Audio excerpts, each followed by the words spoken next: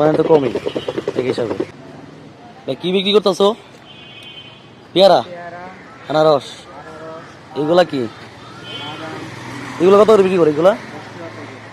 5 টাকা প্যাকেট, 10 টাকা। আচ্ছা আচ্ছা আচ্ছা।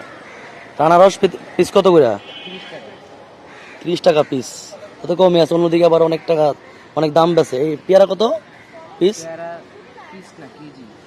কেজি হিসাবে না? আর কাইটা বিক্রি করো কি 20 টাকা?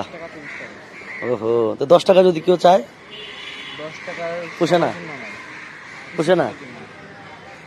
আমার 10 টাকা দেওয়া যাবো না? হ্যাঁ, 20 টাকা। আমি তো 10 টাকা খাইতাম।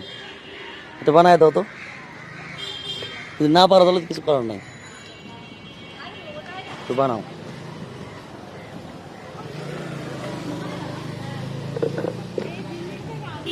কত বানাইতেছো? 20 টাকা। কি কি দিতেছো সাথে? লবণ, এটা কি কাসন্দ না? তারপর বিট লবণ এটা? আচ্ছা আচ্ছা। আর এটা কি পানি নাকি? পানিটা কিনতে হবে। আচ্ছা, চাল দিব? একটু ঝাল দাও, হ্যাঁ ঝাল দাও। দেখি কেমন টেস্ট লাগে। আচ্ছা, অন্য জায়গায় আবার আনারসগুলো বিক্রি করে 60 টাকা 50 টাকা করে।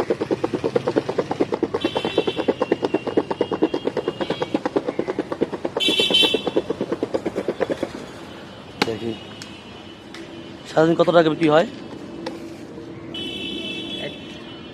এখন বেচে কিনা নাই। এমনি নর্মালি কত বিক্রি করো? নর্মালি 2,500 টাকা। 2,500 না?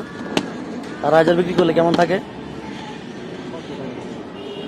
400 টাকা, 500 টাকা। 2,500 বিক্রি করলে এত কম থাকে? অর্ধেক আসে না? মাসে 15,000 এভারেজে না? আচ্ছা আচ্ছা। আমার দেশের বাড়ি কোন জায়গায়? ব্যবসা করো তো, এটা অনেক কিছু, নিজের স্বাধীনতা। এই ধরো 20 টাকা। আজকে মন চাইলো আইলা না, কালকে আইলা, তাই না? নিজের ইচ্ছা মতো। এই খায় কেমন লাগে?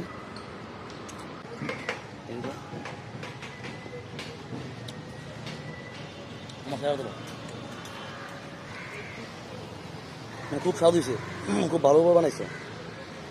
ধানমন্ডির মোড়ে এই পেয়ারা ভর্তাটা পাওয়া যায়। এটার নাম কি?